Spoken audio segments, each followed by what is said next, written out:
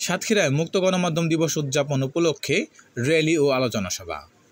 তথ্য হোক সত্য, গণমাধ্যম চাই মুক্ত প্রতিবাদে সাতক্ষীরার মুক্ত গণমাধ্যম দিবস উদযাপন উপলক্ষে র্যালি ও আলোচনা সভা অনুষ্ঠিত হয়েছে।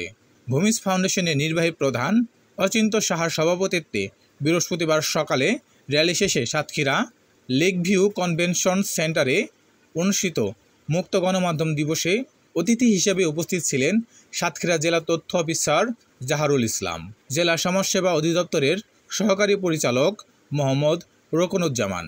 ভূমিজ ফাউন্ডেশনের আয়োজনে পিকনিক এবং অ্যাকশন এইজ বাংলাদেশের সহায়তায় অনুষ্ঠানে বক্তব্য রাখেন প্রথম আলোর নিজস্ব প্রতিবেদক কল্যাণ ব্যানার্জি, সময় টিভির সাতক্ষীরা প্রতিনিধি মমতাজ আহমেদ বাপ্পি, চ্যানেল আইয়ের সাতক্ষীরা প্রতিনিধি আবুল কালাম আজাদ, CSO হাবের সভাপতি আনিসুর রহমান সহ অনেকে। আলোচনায় সকলে স্বচ্ছ ও মুক্ত গণমাধ্যম দাবি করেন।